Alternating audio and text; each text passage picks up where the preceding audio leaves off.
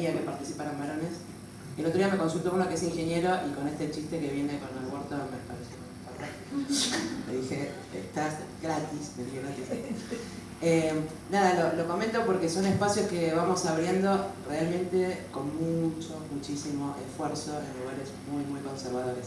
Y en cuanto a insultos, yo soy de la Federación Argentina LGBT, así que me banqué los insultos de los 4 o 5 años de campaña de matrimonio igualitario, que ustedes no se imaginan. Otro tanto de la ley de identidad de género, otro del protocolo de aborto no punible en la Ciudad de Buenos Aires. Tengo horas de la palabra asesina, torta, loca, mala, abortista, etc. Y ahora con aborto. De hecho, a mí me tocó hablar en el Congreso la segunda semana de exposiciones y todas las mujeres que estábamos sentadas en la mesa, en el recinto, empezamos a ver cómo recibíamos insultos a medida que bajábamos del estrado de exponer. Incluso yo tenía al lado mío, yo soy atea, pero tenía al lado mío una pastora protestante fantástica, que hizo una exposición fantástica y me empezó a mostrar los insultos que recibía en redes sociales.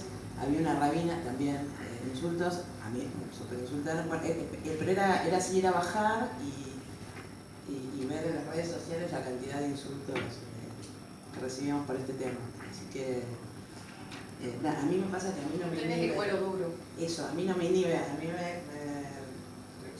sí. Bueno, son batallas que hay que dar y se van ganando. Me resulta raro, yo trabajé hace cerca de 10 años en Capital, con las madres, todos los equipos, y me pareció que como que era más normal, más que en esta época, ¿no? Me parece que vamos todos como al revés. Mira, cuando empezamos yo he estado con la batalla acompañando la atención médica de las madres y del movimiento gay y todo, me parecía como más tranquilo. Pero yo creo que se lo atribuye a los medios de expresión que tenemos. Es muy lamentable, me parece que vamos para atrás en eso, el medio de comunicación. Te comento el origen, en realidad la federación la organizamos no éramos más de 4 o 5 organizaciones, físicamente éramos 7 personas dementes, que decidimos que era posible el matrimonio igualitario, la identidad de género y otras tantas cosas. Y la verdad que los primeros 2 años nos fue muy mal, o sea, tal vez entraste en la etapa en que tuvimos una sentencia favorable. Los primeros años él era provincias donde daban asueto a los empleados públicos y a las escuelas confesionales para venir a insultarnos, así que salíamos... pasó cosas que... y hoy, que esa ley la hayamos ganado apenas con 4 votos de diferencia, que bueno, podría comentar que se debieron a que quienes iban a votar en contra fueron la Presidenta de la Nación, llevó automáticamente un viaje exterior. Y la ley de identidad de género 2 años después se gana por unanimidad. Entonces, digo, a la cuestión legal luego se le da una batalla cultural que si avanzamos. Igual, yo siempre le digo a los alumnos y alumnas, las batallas son fantásticas cuando se ganan, pero hay que cuidar los derechos mucho, todo el tiempo, permanentemente. Bueno, yo con respecto a la cuestión que nos convoca hoy, yo traigo más dudas que respuestas, por eso preferí hoy venir a hablar de casos concretos, pragmáticos, y tal vez ustedes me den algunas respuestas que yo no tengo. Primero les cuento, yo fui coordinadora del área jurídica del INADI bastante tiempo y directora del área. Y me acuerdo que empecé a recibir denuncias anónimas de mujeres, sobre todo trabajando, eran denuncias intrafuerzas de seguridad y en defensa. Y yo les explicaba que por procedimiento no podía recibirlas por una cuestión básica del debido proceso y de derecho de defensa. O sea, yo iba a dar traslado a una denuncia a alguien que me iba a decir, ¿y de qué me defiendo? ¿De quién me defiendo? Pero entendía perfectamente la situación de estas mujeres que estaban trabajando en fuerzas de seguridad, que si hay un lugar más patriarcal, es este. Y fue llamativo como cuando Nilda Garré llega a ocupar la cartera de defensa, la primera mujer en uno de los espacios más patriarcales que existen, y lo primero que hace es abrir una oficina de género. Y las denuncias comienzan a bajar automáticamente de género y después de diversidad sexual también, ¿no?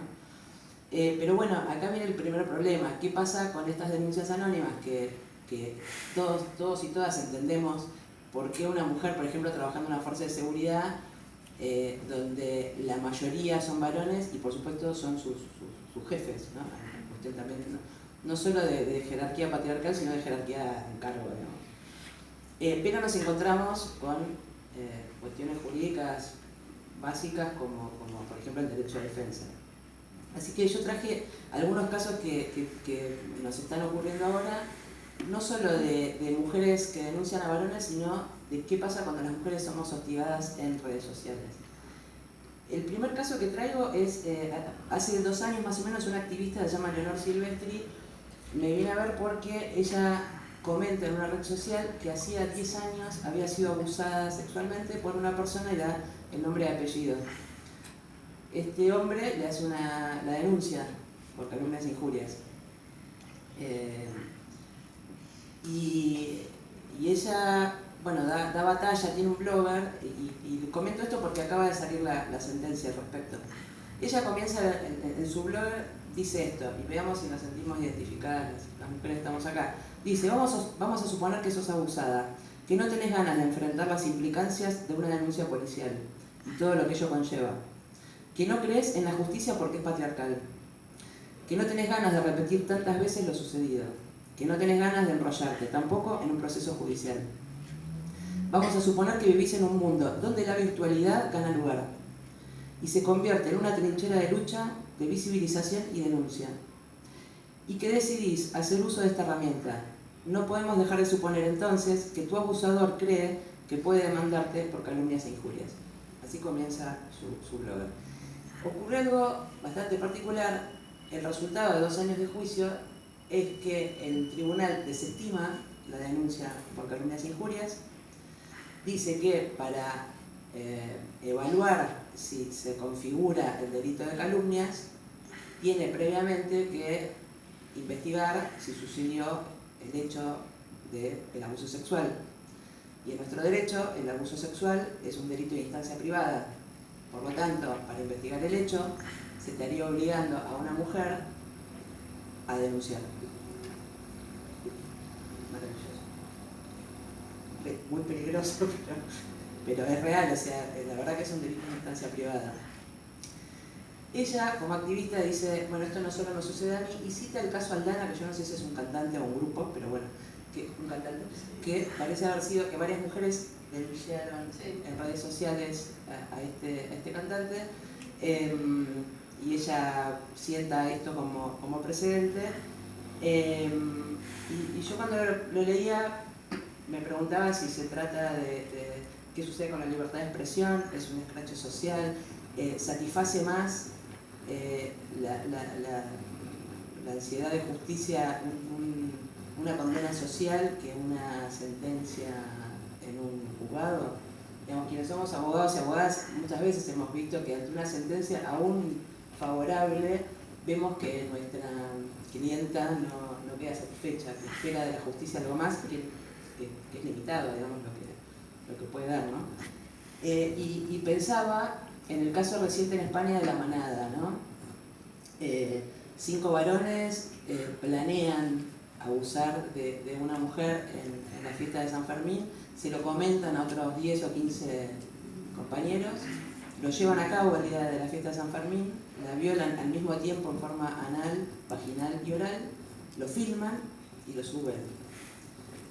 Durante el proceso, las caras de estos 5 abusadores y sus nombres no solo se viralizan por toda España, sino por el mundo.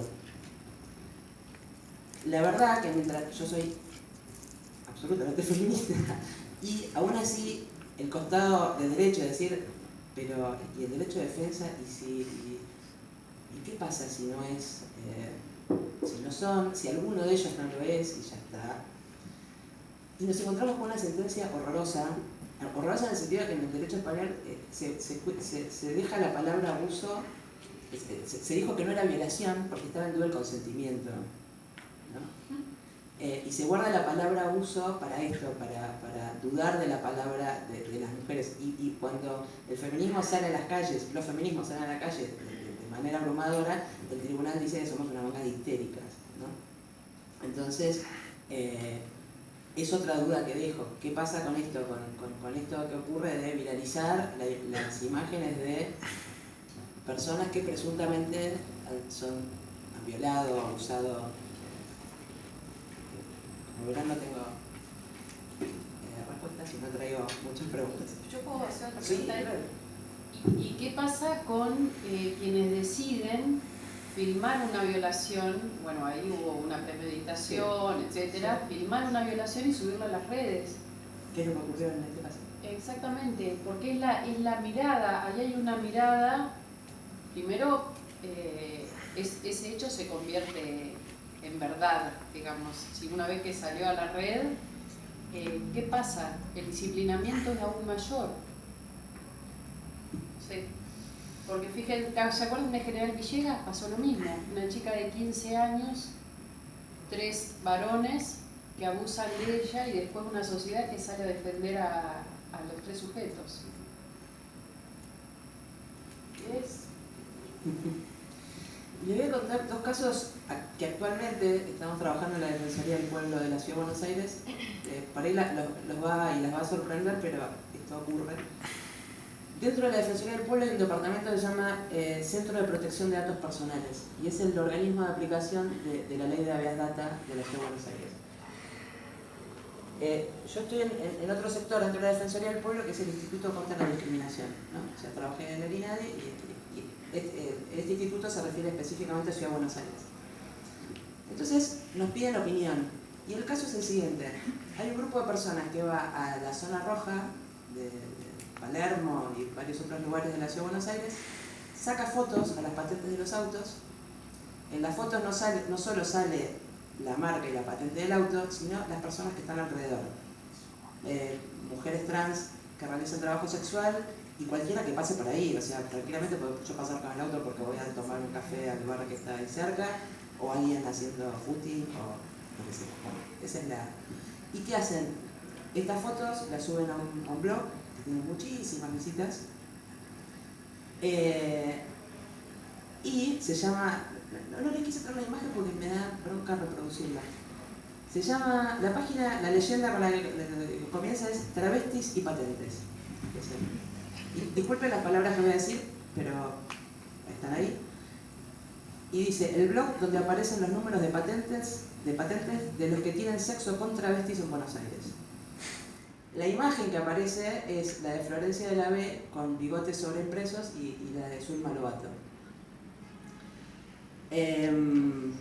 Por supuesto, las notas que suben no las firma absolutamente nadie, ¿no? Son anónimas. Lo primero que hacen es estigmatizar e insultar a las mujeres trans. No dicen nada de autos en las calles, parejas heterosexuales teniendo relaciones sexuales, ni tampoco dice nada sobre mujeres cis, es decir, no trans, que estén ejerciendo trabajo sexual, específicamente sobre mujeres trans. Con cosas como traviesas, nenas con sorpresas, etc. Sobre los dueños de los autos, porque hay una cuestión así muy moralizante, sucios, degenerados, etc. Pero también, digamos, las organizaciones de diversidad y de derechos humanos, con términos como asociación de homosexuales, lesbianos, transexuales, etc., hipócritas, oligarcas, burgueses. Parece raro, pero ¿quién está detrás de este grupo anónimo? Por otro lado, promueve a que los ciudadanos y ciudadanas de bien salgan a la calle todas las noches, saquen fotos, porque además dan el listado de zonas rojas de la Ciudad de Buenos Aires, y las suben a la página, ¿no? Y dicen, y amenazan, al que se queje de este escrache, con la patente tranquilamente saco el nombre, apellido, domicilio y número de teléfono y lo suben a las redes. Y además tienen como una cierta autoridad moral porque parece que va dirigido a los varones que concurren a la zona con estos términos cuasi religiosos. A los varones que concurren a tales zonas dice, no hagan estupideces y quédense con sus familias porque en sus casas no les dicen a sus hijos, hijitos, papi se hace romper el orto, búsquense una diversión sana, como estar en familia, ir a pasear al río, al campo, compartir un libro. Un momento de diversión puede arruinarles el resto de su vida, lo decimos porque pueden llevar una enfermedad de transmisión sexual a sus esposas y novias. A ustedes tampoco les gustaría que sus hijas y mujeres se prostituyan para satisfacer la pasión más baja e inmunda, que puede tener un ser humano, etc. Y siguen con notas como más machos haciéndose dar en la zona roja de Palermo, los escrachamos, etc. Enfermos, perversos, bla, bla, bla. Esto que les estoy leyendo, y no les leí la parte que dice pasivos, culo rotos, degenerados, que se ponen en 4 para las travestis, etc. Ahora sí la leíste. Ahora sí, la leí, ¿por qué? Porque esto lo suben en muchísimos medios nacionales y provinciales sin ningún tipo de análisis. Así como se los leí, y por eso se los quise leer, salió en Diario Popular, Infobae, La Razón, Ámbito Financiero, La Capital de Rosario, Palermo Online de Ciudad de Buenos Aires, 24 con del Conurbano, Mendoza Online de Mendoza, Tiempo de San Juan, Informe y Noticias de Córdoba, Opción San Luis, Taringa, etc. Esto con las fotos de las patentes de las personas que circulan por el lugar y con estos términos, así tal cual salió en todos estos medios y varios más. En otros, en muy pocos, se da la noticia preguntándole a expertos y expertas y organizaciones de diversidad y haciendo un análisis un poco más profundo de qué está pasando. El experto en tecnología, en este caso que se consulta, dice que en principio se está incurriendo en el delito de violar el derecho a la privacidad, no solo de las personas fotografiadas, sino de su entorno familiar, y además que hay una falsa creencia en la población en cuanto a que lo que ocurre en Internet no está penado, es otro planeta donde podemos hacer lo que queramos con total impunidad. Y además, ¿qué pasa con el anonimato? Porque la imagen que da parece la de un grupo de mujeres casadas, tal vez engañadas, y en realidad no sabemos quién está detrás. Si este lenguaje, esta bajada de línea no responde en realidad a otros grupos con otro tipo de intenciones. Ahora, ¿qué pasó? Estamos hablando de un organismo del Estado que supuestamente tenemos recursos. Nos comunicamos con Google Argentina. Mandamos una nota formal, siendo la autoridad de aplicación, y nos dicen, nosotros no vamos a contestarle nada, nosotros no está bajo nuestro control ni supervisión, comuníquense con Google Inc. en la calle Amphitheater Parkway en Mountain View, California, Estados Unidos. Entonces dijimos, bueno, antes de recurrir a Estados Unidos, vimos que Blogger tiene una política de contenido, donde uno puede denunciar, ¿no?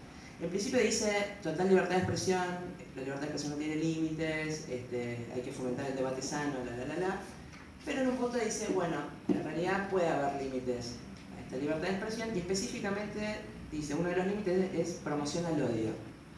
No se admite ningún discurso que promueve el odio ni la violencia contra grupos, cita, raza, género, orientación sexual e identidad de género.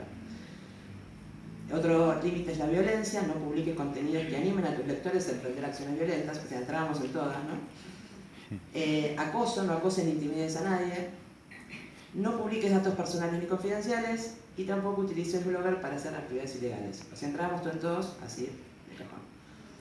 Por lo cual dice que puedes hacer este tipo de denuncias y lo que puede hacer Blogger es abrir una ventana de advertencia del contenido, eliminar el contenido, eliminar el acceso del autor al blogger, notificar a las autoridades el nombre, digamos, la identidad del autor.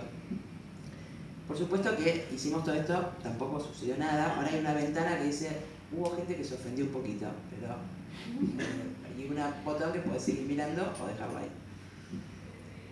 Hicimos, como Perro Zulki, una nota, o sea, contratamos a una traductora, una nota a Google Inc. en California, hermosa, le dijimos todos los artículos que violaba, el artículo 16, 19 de la Constitución Nacional, el artículo 12 de la Ley de Datos Personales, hermoso. Google Inc. nos dijo que no iba a tomar ninguna medida, que solo aloja contenidos de terceros, que no crea contenidos ni actúa como intermediario, y que si queríamos saber quién era el usuario, mandáramos una orden judicial. Claro. Yo esto, que les cuento rápido, llevó un año y pico en el cual recibimos otras miles de denuncias, digamos. Bueno, acá hay jurisprudencia, pero no sé si no me quiero aburrir, pero básicamente habla y reconoce el derecho a la privacidad y a la intimidad, ¿no? Este mismo centro de la Defensoría del Pueblo recibe otra denuncia que se llama el proyecto Chicas Bondi sin pose y sin permiso. Recibimos la denuncia que hay un grupo que se sube, que es artístico, se suben a colectivos de línea, o sea, colectivos públicos, colectivos de línea, y le saca fotos a mujeres jóvenes sin que ni saben que le están sacando fotos. Y se sube a Facebook, Twitter, Instagram, Pinterest y Tumblr. Estas mujeres, cuando empiezan a ver sus fotos subidas a medios, no sabemos bien con qué finalidad, empiezan a hacer la denuncia y descubrimos que lo llaman proyecto. Y sacamos un dictamen. Esto duró bastante tiempo, este proyecto. Entonces se hace especial hincapié en el tema del consentimiento, el cual en este caso no hubo en absoluto, en el derecho a la privacidad y a la imagen, ¿no? Y dice el dictamen, aún cuando caminamos en un espacio público tenemos expectativa de anonimato, o sea, de que podamos ir por la calle con quien querramos, haciendo lo que se nos ocurra, sin que alguien esté registrando nuestra imagen, ¿no? Por otro lado, la cuestión de la violencia simbólica, como decía la compañera de la ley 26485. Porque además se supone que somos mujeres y estamos en el espacio público y entonces estamos disponibles para lo que fuera, ¿no? Y el dictamen dice, esto sí se lo leo textual, dice: debe considerarse la red como una herramienta constituida en favor de los derechos de las personas y bajo ese marco trabajar por un Internet que no constituya una intromisión en la vida privada. Y luego remarca que es un desafío continuo para los organismos que protegen los derechos humanos trabajar la protección de la intimidad en un contexto de constantes avances de las nuevas tecnologías de la información y la comunicación.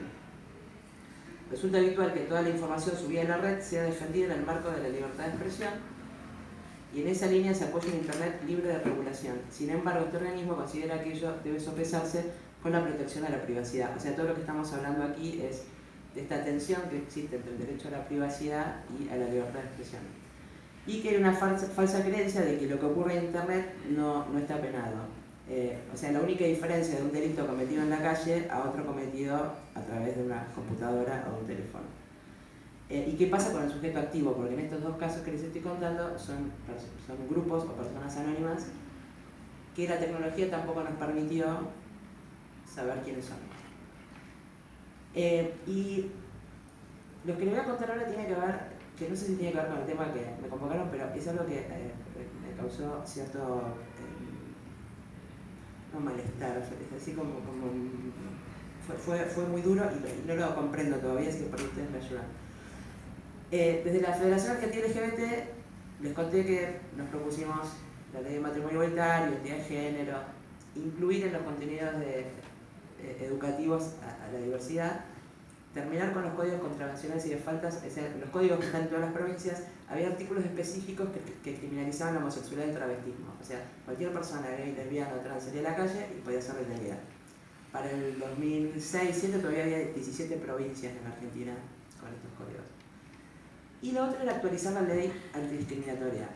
Esto último, que nos pareció que iba a ser inmediato, que es la ley que tenemos, que es la 23.592, es de 1988, una ley post-dictadura, tiene 4 o 5 artículos. En el primero define que es discriminación y cita prejuicios entre los cuales, por ejemplo, no está ni la identidad de género, ni la orientación sexual, ni la expresión de género, ni el género, ni la edad, ni la clase social, etc. Y el resto de los artículos son penales. Y yo ahora cuando les diga de qué se trata se van a dar cuenta del momento en el que se sanciona esta ley. Uno dice que se aumenta la condena en caso de crímenes de odio. Y los únicos motivos de odio que cita es la raza, ya nadie hoy hablamos de etnia, ¿no? ¿Verdad? La raza, la nacionalidad y la religión. O sea que según la ley actual, si a vos te matan porque sos peruano, se aumenta tu condena por homicidio, pero si matás a alguien por ser gay, no, de acuerdo a la ley actual. Y el otro dice que también se aumenta la condena cuando un grupo haga propaganda de la superioridad de una raza, de una religión o de una nacionalidad. Superioridad racial y además se dan cuenta que pertenece a otro, ¿no? Y ahí y tiene un último artículo que dice que en los boliches debería haber un cartel que reproduzca el artículo 16 de la Constitución Nacional, lo cual es una ridiculez que hablemos de título de nobleza hoy en día, ¿no? Porque queda todos somos iguales ante la ley, fantástico, pero el resto la verdad que es como ridículo. O sea, esa es la ley actual, entonces es la 7ª vez que presentamos un proyecto con herramientas más modernas, con respecto a la prueba, políticas públicas, y agregar una enorme cantidad de prejuicios que ya los órganos de aplicación e interpretación de las convenciones internacionales de derechos humanos han avanzado. Imagínense, del 88 acá ha habido enormes avances. Ya los hay en la Constitución del 94, con la reforma del 94 en la Ciudad de Buenos Aires del 96, que por ejemplo tiene como el artículo 11 de la Constitución de la Ciudad de Buenos Aires dice, empieza con el derecho de todos a ser diferentes, y cita la edad, por ejemplo, como un prejuicio que no existe en la ley antidiscriminatoria. Y encima de esto les agrego que desde el 2010, estando yo en el INADI, nos dimos cuenta que recibimos muchas denuncias por discriminación en Internet. Y las denuncias normales, las habituales en el INADI es, recibís la denuncia, se corre traslado, el otro contesta, se produce la prueba, el INADI es federal, por lo cual todo lo que pasa en las provincias va a parar al INADI de capital, que tiene un límite de abogados bastante escaso, por lo cual las denuncias terminan tardando 2 años. Pero cuando era discriminación en Internet, el reclamo era de una urgencia y de un tiempo que no podíamos satisfacer. Entonces, creamos una plataforma que se llama Observatorio de la Discriminación en Internet. Estoy hablando del 2010. Funciona, es decir, cuando las propias plataformas no daban respuesta a estas discriminaciones, recién ahí, no es que hace un monitoreo sobre contenido, sino cuando es un tema muy público o en caso de denuncias concretas. Por ejemplo, en el 2017 recibió 3.500 denuncias esta plataforma. Los aspectos más importantes, los 3 primeros motivos de discriminación fueron creencias religiosas, racismo y aspecto físico. Y el año pasado se hizo una actividad del INADI con UNICEF que se llamaba Si discrimina, hashtag no da compartir. Y estaba dirigida especialmente a niños, niñas y adolescentes para evitar el ciberbullying, ¿no? Esto que les cuento parece muy simpático, esta plataforma, bien. Y lo que les conté también de la ley antidiscriminatoria. Resulta que para quienes no sean abogados o abogadas, vos podés hacer un proyecto de ley precioso. De hecho, este proyecto, que yo fui una de las redactoras, fue uno de los proyectos más democráticos que hice en mi vida, porque todos los miércoles citábamos a las compañeras de grupos afrodescendientes, refugiados, migrantes, canábicos, lo que se les ocurra, para decir, escribimos esto, ¿qué les parece? Y había devoluciones y siempre nos llevaban más allá, ¿no? Pero cuando llegan las comisiones, ponerle que este proyecto le tocaba derechos humanos, legislación general y un par más. Cuando llegan las comisiones, los diputados lo tratan, le sacan cosas, le agregan cosas, etc. En el 2015 llegamos a tener el dictamen de derechos humanos, pero un diputado le dijo, yo tengo un proyecto hermoso de libertad de expresión en Internet y quiero que este proyecto tenga un artículo al respecto. Un artículo bastante sencillo que decía, en las plataformas donde hay usuarios que puedan opinar, tiene que haber una ventana que diga los prejuicios discriminatorios, y si te sentiste ofendido o discriminado, que la plataforma contemple alguna dirección donde poder dirigirse. No es así, no decíamos, o sea, wow, qué loco. La verdad que el artículo no pertenecía a la organización, pero nos pareció, está bueno, qué sé yo. Esto llegó a la Comisión Interamericana de Derechos Humanos, aunque ustedes no lo crean. Nos pegaron por derecha y por izquierda, nos surtieron por ambos lados. Lo loco era que nos criticaban aquellos grupos más progres, con los cuales teníamos una cantidad enorme de coincidencias, pero parece que le habíamos pegado una patada al santo grial, o sea, nos dieron, pero también los sectores hiperconservadores, o sea, nos dieron por ambos lados. Esto llega al informe anual de la Comisión Interamericana de Derechos Humanos del 2015, en el capítulo 2 que habla de evaluación sobre el estado de la libertad de expresión en el hemisferio, está en todos los países y está específicamente en la Argentina.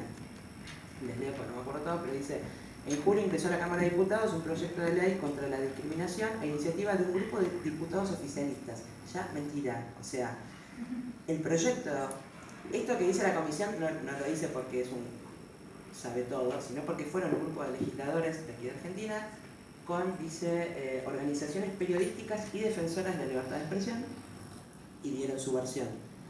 Lo que tiene de bueno este proyecto de ley, que lo hace una organización de diversidad que no es política, es que al día de hoy, por ejemplo, el año pasado tuvimos dictamen de derechos humanos y de legislación general.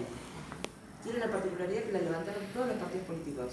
O sea, es un proyecto de ley que si sale, lo va a sacar que sea más rápido y tenga más posibilidades de llegar al recinto. Porque repiten el mismo proyecto de ley. O sea que ya esto, y ubíquense, año 2015, antes de diciembre. O sea, saquen sus conclusiones.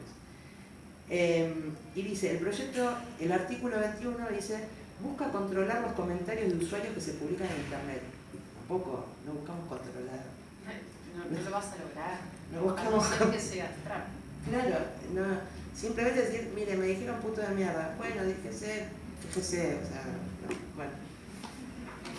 Dice, el artículo establece que los administradores de sitios de internet que admitan contenidos o comentarios subidos por usuarios están obligados a informar sobre el carácter discriminatorio de un contenido. Bueno, y esto que les informe de que te ve con una ventana, etc. Y, con muy mala fe, en el mismo punto seguido, dice, este proyecto propone aumentar las penas cuando sean delitos por persecución u odio, bla, bla, bla, la propaganda que les comentaba a ustedes. Es tal mi enojo, porque la parte penal que tiene hoy la ley no se tocó.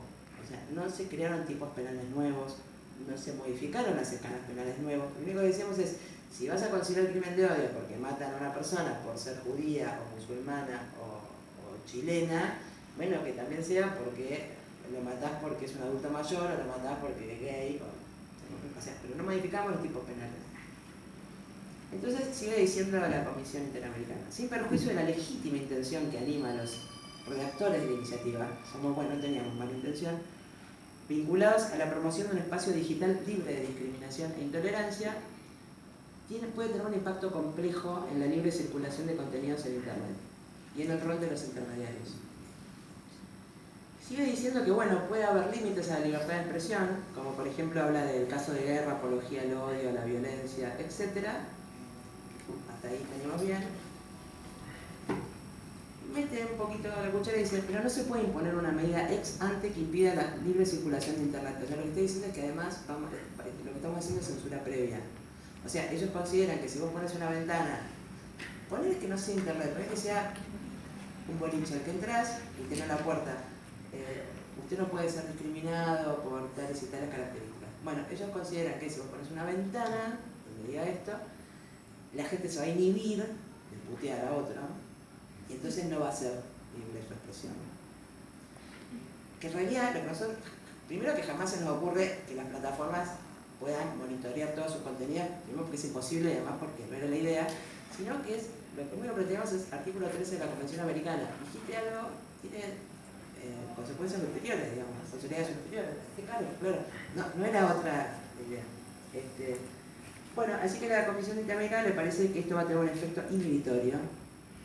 Discúlpame, ¿no? Sí. Pero, ¿leyeron la ley o leyeron la aclaración llevada por seguramente a Diego y a la comisión? Yo tengo la misma presunción que vos, pero lo que termina diciendo dice, cabe concluir que esta carga, o sea, la de la ventana y todo esto, que se le impone a los medios de comunicación constituye una regulación excesiva que también impondrá una obligación de censurar comentarios de quienes participan en un foro público y que seguramente tendrá un efecto inhibitorio sobre las plataformas que permiten la circulación de opiniones en Internet. No se trata... Sí. Una cosa, pero estaba leyendo justo allá arriba y vi al CELS también intervino. Yo estuve buscando la noticia. Sí. No, es que te digo que no... Yo tuve que discutir con gente con la que hace años que estoy absolutamente de acuerdo en progreso. Pero no quiero dar nombres, pero de verdad. Al mismo tiempo nos pegábamos, si ustedes ven, hay un texto... Yo creo que eso, perdóname, ¿no? Ha sido un movimiento más de lo mismo que pasa acá, de un tema político. Si lo presentó el kirchnerismo, bueno, fueron todos, se le pagó a toda la comisión, viste cómo surgía siempre, y va a surgir siempre. Yo trabajé en INADI antes del 2010, estaba con Lubertini, la primera que discriminaba era ella. A ver, pocas abogadas, todo. Vamos a ser sinceros, estamos viviendo en un país que es todo a dedo, donde se nos tomaba examen, ponele, llegaban los amigos de, siguen llegando los amigos de, Y cuando teníamos que ir a las grandes reuniones en Nación, ella decía que las mujeres no podían entrar. Era la imagen de ella. Entonces, Igual- es más de lo mismo. Igual no, Es un tiro y no- afloje. Y esto fue justo Igual no tiene que de ver la Conti, ¿ves? Te faltó ¿Quién? la ventanita para decir Claro. discriminación. Pero viste, Igual no- discriminación, yo lo pasé con el INADI. Estaba trabajando para INADI siendo discriminada para INADI. O sea, es una Igual cuestión- este proyecto no tiene que ver con el INED porque lo hicimos con la... No, pero digo, el Ah. proyecto puntualmente, ahí está, ¿quiénes fueron? Y fue una movida, llegaron allá, ¿quiénes vinieron? La comisión ultra kirchnerista, ni leyeron el texto, ya está. Es el tema de que fue avalada por ustedes. Es cierto. Pero además nos pegaron desde otro lado porque Claro. en un momento cito la Declaración Universal de Derechos Humanos, o sea, no digo nada nuevo. Todas las No, personas yo- nacen iguales en dignidad y en derechos. ¿Y qué dice Notivida? Estamos discriminando a los no nacidos. Oh, Porque ellos infieren que solo consideramos la libertad y la igualdad a partir de que nace una persona. Declaración universal, o sea, no es que dije, no fui original. Pero además, pero, digo, pero sí. o sea, perdón, ¿qué sentido tiene esa acotación? ¿Que hay que respetar el derecho a la comunicación entre nacidos? Sí, Por nacer. Bueno, puede ser ingeniero también. Sí. No, sí, y además, por ejemplo, dicen que en un momento yo escribo que en caso de duda siempre hay que tener en cuenta el principio pro homine, o me gusta más decir pro persona, y que me dicen que esto afectaría, por ejemplo, a los docentes que digan en clase que el matrimonio entre personas del mismo sexo es antinatural, predominaría la supuesta discriminación por sobre la libertad de expresión y de cátedra, lo que resulta además contradictorio con el principio de interdependencia de los derechos humanos que el proyecto menciona. O sea, en ese momento era un golpe. Sí, el patriarcado goza de De buenos todo. efectos. Golpe por todos lados. Y bueno, para terminar les cuento el último caso que se los cuento porque me ocurrió. Una Sí, última pregunta, por favor. discúlpame bien. No, ¿Tuvieron la posibilidad de ir a defender el proyecto a... No. yo te cuento, es tan de mala fe lo de oficialista, ¿no? Porque la verdad que la federación es una organización que no a ver, la formamos gente de muchos partidos políticos distintos. Ese año, en el 2015, el presidente de la Comisión de Derechos Humanos era Ramo Carlotto, que es el autor de ese único artículo, que la verdad que nuestra idea era que salga el proyecto, no el artículo. El año que pasó, tuvimos dictamen de comisión de Derechos Humanos a cargo de Victoria Donda y de Legislación General a cargo de Daniel Lipovetsky, que es diputado del PRO, que de hecho hoy es el que... O sea, y el mismo proyecto lo levantó el radicalismo, la izquierda, FPV, Evita, etc. O sea, no es una cuestión... En ese momento se le dio un uso, creo, era 2015, se jugaban otras cosas. ¿Qué pasa hoy? ¿Por qué el proyecto lo tenemos que volver a presentar? O sea, después de haber ganado batallas que para mí me parecían que iban a tardar 30 años, parece como raro, ¿por qué un proyecto? Que sí logramos sacar en la Ciudad de Buenos Aires, la ley 5.261, que tiene la limitación de una ley local, ¿no? Que hay ciertas cosas que no se pueden meter porque son de orden nacional, pero sí tiene una ley hoy en la Ciudad de Buenos Aires súper moderna, cosa que no podemos lograr a nivel nacional. Y quiero contarles lo último que me sucedió porque a mí me excede y ya termino. Hace poquito se comunica un chico trans diciendo que había sido abusado por otro chico trans. Esto en el marco de un colegio muy bueno de la Ciudad de Buenos Aires. Y que esto lo habían compartido en una red social que leían todos los chicos y chicas del colegio. Y que esto animó a otros y a otras que habían sufrido abusos por parte de la misma persona que salieran a contar lo que les había ocurrido. Algunos con nombre y otros en forma anónima. Quien me hablaba, chico de 14 años, absolutamente empoderado, con perspectiva de género, diversidad, la verdad que era una maravilla escucharlo, pero que yo noté que vivía la vida digital de una manera que yo no la vivía, ni lo podía terminar de entender, donde un sistema digital donde había tribunales, donde había jueces y fiscales y público, que cuanto más likes era como había más veracidad o autenticidad de lo que había ocurrido, hasta que aparece una adulta que es la madre del chico denunciado, diciendo Si ustedes siguen, yo no voy a denunciar a la justicia. Y ahí me di cuenta que no teníamos, o sea, en mi conocimiento del Poder Judicial, yo digo, jamás tiraría a los leones a esta picadora de carne a 2 adolescentes, porque para mí el otro chico también es una víctima, como ocurre en cualquier situación de bullying o de acoso escolar. Y hablé con la UFEM, que es una unidad fiscal, que me dice, mira, de acá te vamos a tomar la denuncia con perspectiva de género, diversidad, bla, bla, bla, pero después cae en el juzgado y que pase lo que pase. Entonces, mi sensación es que tenemos, desde lo jurídico, herramientas muy antiguas para problemas nuevos que estamos corriendo, o sea, que digamos, todo lo que ocurre en Internet va allá a 100.000 kilómetros y nosotros estamos, te corro traslados, el domicilio. Yo creo que más que herramientas antiguas, los antiguos y los que no se adaptan son los que están ocupando los cargos, los operadores de justicia.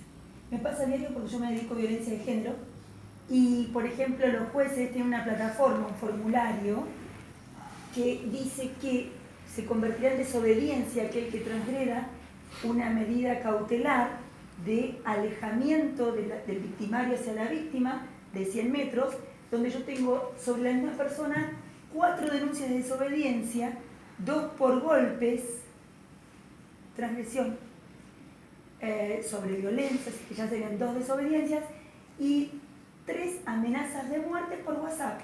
Las bajan, las imprimo, las llevo y no les importa nada. Única fiscal general que tenemos en la provincia para violencia de género. Entonces, eso es lamentable. Los que tienen que capacitarse, donde nos convocan desde la provincia, a los operadores, no puede haber por la provincia 300 representantes de la provincia de Buenos Aires.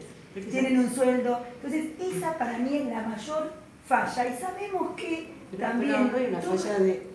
Perdón. Estamos hablando de una justicia que sabemos que es patriarcal. Sabemos que el techo... Sabemos hay que no mujeres solamente... también, y esta no es patriarcal, No. es una mujer, la fiscal. Hay mujeres... Sí, a ver, y... quiero decir que a medida que vas ascendiendo en la escala del Poder Judicial, el porcentaje de mujeres es cada vez menor.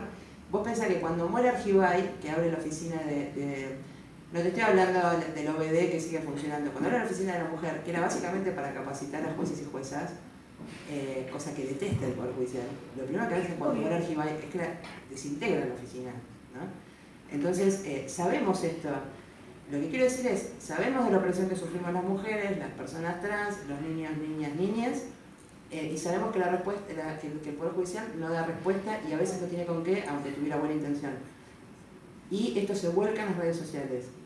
Pero que también es un riesgo, quiero decir, porque las garantías del derecho de defensa y de debido proceso deben respetarse, digamos. Porque también podemos ser víctimas nosotras. Pero por eso vengo a plantearles, no tenía una intención de traerles respuestas que no las tengo, sino decirles, estamos ante hechos que a veces no sabemos cómo dar la respuesta y que las mujeres, como decía nos organizamos y además yo coincido con vos que todo lo que está pasando tiene que ver con los 20 años que se vienen trabajando en los encuentros de mujeres con el tema de aborto, en una menos. Y el tema puntual, el tema puntual, sí. Mujer contra mujer y todos los medios cómo están captando y bajan información acerca de la comisaría de San Justo, que entraron en la matanza la misma edad, entró y la mató, 25 años, a una mujer policía. Disuelto el tema y vos lees, yo con lo que me llegan los medios leo una drogadicta que mató, bueno, y después, a ver, si hubiera sido al revés, plantea la gente, si hubiera sido la mujer policía que agredía, si la mataba y quedaba paralítica. Si hubiese tenido más información para saber qué realmente pasó ahí. Exactamente, pero ¿cómo están los medios? Mujer drogadicta que mata. Pero eso me lo bajaron el otro día, ¿cómo van a poner eso? Mujer drogadicta que mata a una menor, a una persona, de 25 años, perteneciente a la fuerza. Decís, es una locura. Y es como decir, ¿quién mide eso? Bueno, por eso nos organizamos. Yo, por ejemplo, Yo creo en el periodismo, cuando voy a la facultad, yo lo disfruto Sí. más que ir a Derecho, porque me di cuenta con Matrimonio Igualitario que sin los compañeros y compañeras periodistas, que a través de los cuales instalábamos el tema, jamás hubiera salido ni la ley ni las sentencias que salieron. Y también me di cuenta que yo debía prepararme como abogada en Ciencia de la Comunicación porque era fundamental para sacar determinadas cuestiones. Y yo creo que, por ejemplo, con el tema de aborto, yo creo que el trabajo que hacen los comunicadores y comunicadoras para mí es el futuro, no el derecho. El derecho evidentemente haya mostrado sus límites. Así que, pero por ejemplo, la Red PAR fue, al menos que yo sepa, la primera que instaló un decálogo de periodistas dirigidos a periodistas, decirle, muchachos y muchachas, dejen de hablar de crimen pasional, dejen de justificar los femicidios, etc.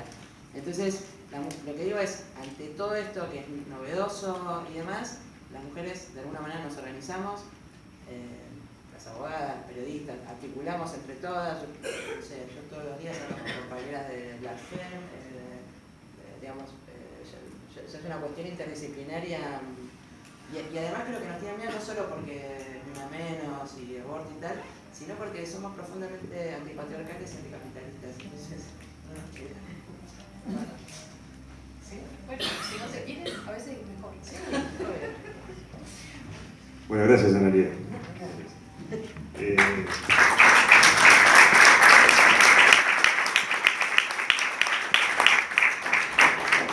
Hay unos pocos minutos, pero quería dejar el margen abierto a la audiencia para que pueda hacer preguntas a cualquiera de las expositoras.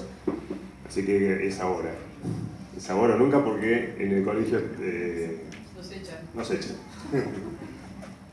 Avanti, levante la mano, la o el que quiera vos. Sí, yo no tanto la pregunta. Primero las quería felicitar a la profesora por estar acá. Noté que no hay tantos abogados, pero estuvieron hablando de lo que es ocupar espacios conservadores. Así que, bienvenidas. No, y por otra parte, pensar un poco a partir del caso de la manada, no quise interrumpir en ese momento. Sí. Pero pasa algo que para mí no está tan bueno. Yo lejos estoy de defender abusadores o similares, pero en cuanto se expropia el aura, la discusión pública, política, hacia internet, ya es una cuestión peligrosa. Es donde aparecen los trolls, donde aparecen los sin nombre, etc. Y más todavía cuando se expropia la justicia. Por más que la justicia no funcione tanto el Poder Judicial, sino como valor, digamos. Y lamentablemente es una opción que le queda a la mujer, le sigue quedando. Y es cierto, pero siempre termina siendo una respuesta sancionatoria, ¿no? Punitivista la que se busca. Y hay una parte donde el feminismo se está, yo creo que lo miro afuera, de nuevo acompaño, pero que se está chocando con el punitivismo. Y me hace mucho ruido eso, me sigue haciendo ruido. Sobre todo parado siempre desde el lugar de más llamado garantismo, ¿no? Si vemos la respuesta a través del plan que lleva adelante ahora Instituto de la Mujer ante el Consejo de las Mujeres, vamos a ver que está centrado en los refugios, las pulseras, las tobilleras, y no recuerdo qué otro elemento más, pero ninguno de ellos tiene que ver, por ejemplo, el programa Ellas Hacen, que era un programa que estaba dirigido a determinada población, a mujeres que habían sido víctimas de violencia y que que podían transitar un camino autónomo de la mano de una política pública, se desarmó, se desintegró. Sin embargo, la respuesta es la tobillera, el refugio. El refugio es como lo más fácil. Vos, ¿qué haces? ¿Sufrís violencia? Te encierro. Y la tobillera también. Bueno, vas a estar preso en tu casa. Esas son las respuestas que estamos teniendo desde el Estado. Esas son las En respuestas. realidad no es la que queremos. Yo te puedo decir, desde el movimiento de diversidad es fantástico saber que puedo salir de la mano con mi pareja y que si alguien me agrede podrá ir preso. Pero la verdad que lo que quiero es salir a la calle de la mano con pareja y que nadie me agreda. O sea, lo que queremos es un cambio cultural que haga que dejemos de ser el punching ball, digamos, que bajen las estadísticas de feminicidio que no paran de subir. Sí, pero ya están invisibilizadas. Ahí yo haría la pregunta si hay un feminismo neoliberal. No lo dudo. Como seguramente hay una parte del movimiento LGBT que también es liberal. Aunque me parece que también lo que hace el neoliberalismo es tomar ciertos muñecos, ¿no? que los ponen ahí, tipo, tenemos un gay, tenemos un negro, tenemos no somos tan malos, ¿no? Por más que después sean todos patrones blancos. Igual para cuidado con las trampas. Sí.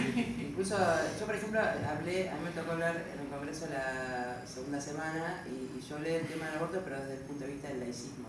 Porque al mismo tiempo que se abrió el debate de aborto, se empezó a debatir un proyecto de libertad religiosa que lleva la firma de Macri y Marco Peña, que habíamos logrado frenar una 3 locas que fuimos el año pasado, el día antes que se cerraba la lista para las elecciones. Pensamos, en el momento dijeron, no, como logramos eso y que hablan y las dos líneas, se asustaron un poco y dijo, bueno, vamos a abrir una subcomisión, y como decía Perón, si se armó una comisión esto no va a avanzar, quedé tranquila.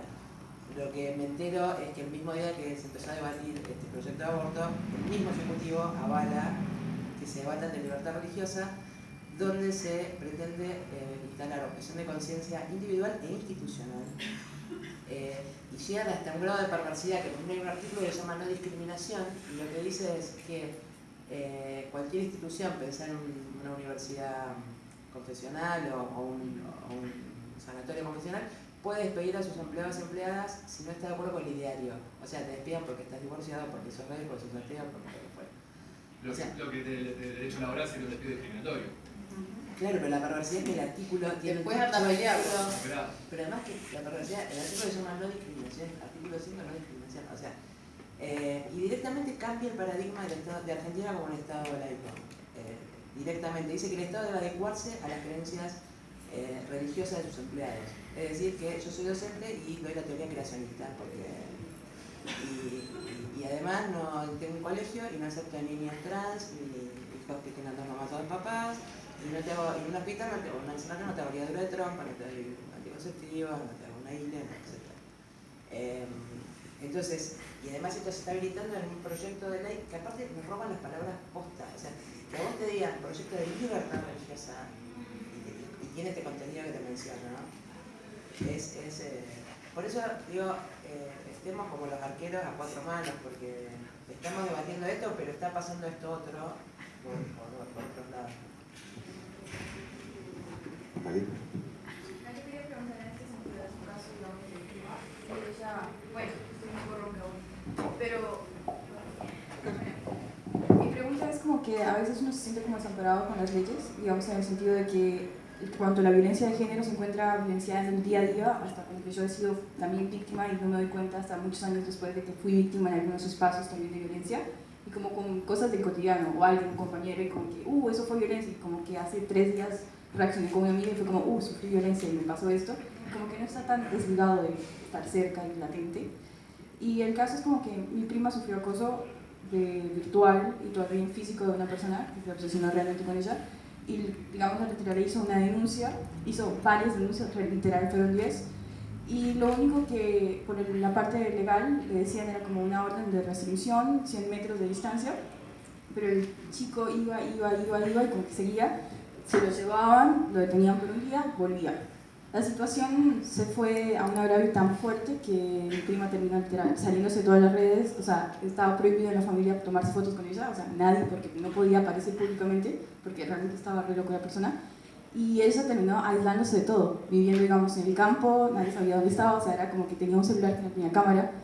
Entonces, ahí mi pregunta latente es, ¿cómo realmente se puede hacer una medida que realmente haga una contención y que uno se sienta realmente como amparado o, no sé, protegido porque no sé, o sea, como yo veo la situación de mi prima es como, carajo, es solo un ente, una persona, y que no recaiga en una violencia también, porque después está el otro lado, bueno, pero y si matamos a esa persona, no es por ser violencia, pero digo, es como que uno llega a un punto de extremo de cómo diablos paro esa situación, pero caes en violencias, tampoco es y la idea fomentar violencias. Y bueno, y otra última cosita que quería pensar era también de cómo a veces también se fomenta el scratch también público. Lo digo en este sentido, por ejemplo, Pepito Juárez, X, digamos, este acosador, yo digo, bueno, este es el acosador de mi prima, y fomento, digamos, una ola en Facebook o en alguna red social como para fomentar, mira, eso está acosando a mi prima, no le deja tener una vida plena, pero ahí también estoy fomentando el hecho de que se cometa un crimen contra esa persona. Entonces, como que es un cuchillo de doble filo en ambos casos, y no me parece bien su acción, pero tampoco quiero que lo maten con él. Bueno, esa era como mi pregunta en eso. Un traslado de lo que se discute en línea, o mejor dicho, no realizarlo en las instituciones, sino que se traslada a la... Las intervenciones en violencia nunca pueden ser en un solo sentido. Las intervenciones en violencia tienen que ser interdisciplinarias. Por lo tanto, si nosotros buscamos la respuesta a una situación de violencia en el derecho y solamente en las leyes, y vamos a quedarnos cortas. Inclusive tienen que, digamos, la violencia sabemos que no es algo que se termina mágicamente de un día para otro, son procesos largos, son intervenciones complejas, tienen muchísima densidad y requieren de acompañamientos sistemáticos, de equipos interdisciplinarios, inclusive de acompañantes, como lo dice la ley, formados en tal sentido. Así que yo no buscaría soluciones en tal o cual medida que una ley, por más que sí hay que buscar en algunas situaciones de tal o cual medida, pero no solamente eso, digamos, no alcanza. Y creo que, bueno, hay pocos espacios en política pública para poder intervenir y hay algunos de organizaciones y demás que tienen que estar formados, ¿no? Porque tampoco intervenir de cualquier manera, que bueno, que podrían acompañar casos de este tipo. Pero en principio decir eso, que ninguna intervención desde una sola disciplina puede ser una intervención que llegue a buen puerto. Y obviamente se ve que ahí el sujeto no registraba ningún tipo de límite. Entonces, bueno, ahí también para ese tipo de sujetos también hay que pensar determinadas estrategias, y las estrategias siempre se construyen con las mujeres. Siempre las estrategias se construyen con las mujeres porque lo que se busca es la autonomía. Y la forma de buscar esa autonomía es que las compañeras puedan poner no solamente lo que les pasa en palabras, sino que sus palabras sean importantes, tengan valor. Así que, y bueno, y que sean dentro de sus propias posibilidades también, ¿no? Ay, perdón, hay un solo juzgado en Quilmes que trabaja el tema del victimario. También, no solamente la víctima, sino que se lo trata de cuando se lo toma, cuando se lo aprende por un día, bueno, tratar de hacer un proceso de acompañarlo, de citarlo, de llevarlo, pero finalmente resulta eso.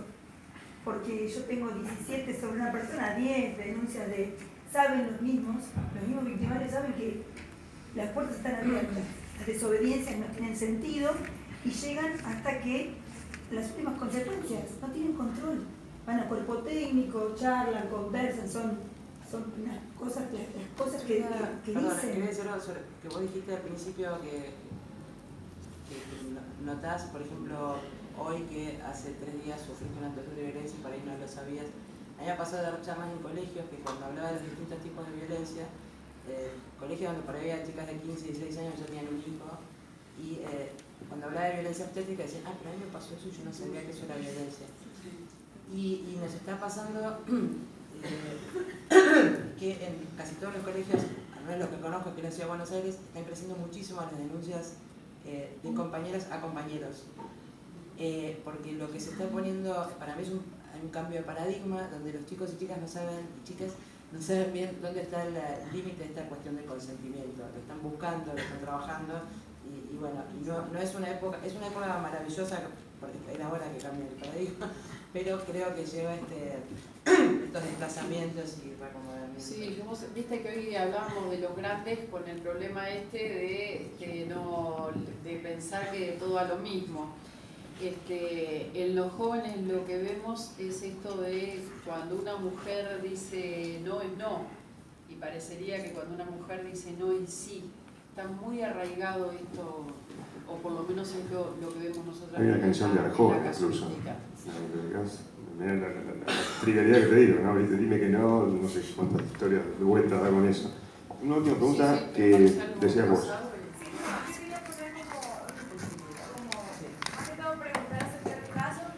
Y porque se tocó el tema al principio de las denuncias cibernéticas, o sea que yo, digamos, siento que no tengo ningún amparo legal y no me queda de otra que venir y hacer una denuncia pública en mi red social. ¿Qué pasa si bueno, esa persona no se atreve obviamente a ir a un juzgado, pero todas las demás personas que vemos la denuncia, ¿qué pasa si vamos todas juntas? Podemos ir a denunciar a la persona que la persona está denunciando y se podría hacer algo, o tiene que ir sí o sí la víctima a denunciar. Pregunto porque yo hace menos de un mes creo vi en Instagram que una ex compañera del colegio puso, ella es lesbiana, salió a decir que era lesbiana después de salir del colegio, y la familia es homofóbica y católica a morir. Entonces el mismo hermano la agrede y le dice cosas, la violenta de muchas formas, y ella, bueno, no soportó más la situación, no sabía qué acudir y empezó a poner historias en Instagram, como una pequeña, como un cuento, digamos, que me está pasando esto, que mi hermano esto, bla, bla, bla. Pregunté que llegó un momento en que las historias se cortaron, como que la historia quedó a medias, y así a los 2-3 días aclaró de que ella ya no puso nada porque el hermano llegó de forma violenta, le quitó el teléfono. Los padres encima defendieron al hermano diciendo que, porque como ella puso la cuenta del hermano en las historias, mucha gente empezó a darle spam y le cerraron la cuenta, tipo. Entonces la familia lo defendió, que estaba agrediendo al niño bueno de la familia, no sé qué, y me pongo a pensar, bueno, yo que vi todo esto, ¿qué puedo hacer por ella? Porque, bueno, ella no se atreve a ir, claramente la familia no la va a apoyar, y si yo puedo, digamos, ir a dónde? A poner la denuncia, o tal vez ya fue y nadie le hizo caso, porque pasa. Entonces, yo como pero que... sufrió una situación de violencia. Sí, le echaron de casa, se tuvo que ir porque si no, el hermano prácticamente la mataba a golpes. Las denuncias, al menos aquí, digamos, por la 26485, que tiene, en lo que hace la parte de procedimientos, lo que invita, en nuestro sistema federal, empiezo por ahí, los códigos de fondo, código civil, penal, etcétera, son aplicables en todas las provincias. Las leyes tienen que ser adheridas, digamos. La ley de violencia de género es aplicable, pero en la parte procesal, que dice, por ejemplo, qué medidas puede tomar un juez, etcétera, la tiene que decir cada provincia. En este sentido dice que cualquier persona, por ejemplo, si yo veo que ellos me están golpeando, yo puedo ir a hacer la denuncia. E incluso pueden ir la propia persona y si es adolescente o niña puede hacerlo, puede ir sola también. No necesita... Sí, en la 12569, que es la provincial también. Pero si es un caso de abuso sexual o violación, y la hago yo la denuncia, ella tendría que ir a las 24 horas a ratificarla. Esto es lo que dice la ley en este sentido. Sí, porque yo me preguntaba, pues, ¿qué puedo hacer yo para ayudarla? Porque ya que ella no se atreve, y si yo podría ir a poner la denuncia, digamos, con la prueba de la historia de ella, de lo que estaba contando, para saber si podían poner una orden o algo contra, no sé, el hermano que la estaba... ¿Estás acá en La Plata? ¿Recién ella en La Plata o no? No, o sea, no, pero diga, ella es de Salvador. Es fundamental para situar, a ver qué se puede hacer. Claro. Sí, no, o sea, yo... Distintas, sí, son leyes distintas, pero digamos, igual el pacto de San José, Costa Rica es mundial, también lo firmó El Salvador. Entonces, no sé si... ¿En El Salvador? ¿Estás hablando de Salvador? Sí. Sí, me parece, como te dice Analia, que está, por lo menos en nuestro país, obligada la víctima a ratificarlo. ¿Pero por qué? Porque el Estado, digamos, la legislación interna lo que hace es dejar libre de la decisión de la víctima de impulsar ese tipo de denuncias y no se mete el Estado hasta que la víctima sea la que busque, digamos, a través de las denuncias la resolución. Sí, tienen que haber compañeras organizadas en El Salvador. Sí. Así que lo que habría que hacer es buscar a las compañeras de El Salvador y que la acompañen.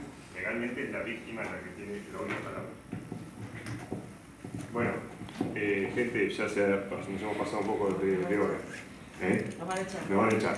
Les queremos agradecer haber asistido, esperemos que les haya gustado, que se hayan aprendido, interesado un poco en el tema, y le agradecemos en especial a Flavia y a Analia que hayan venido y expuesto sus conocimientos. Así que para la próxima los invitaremos nuevamente. Muchas gracias.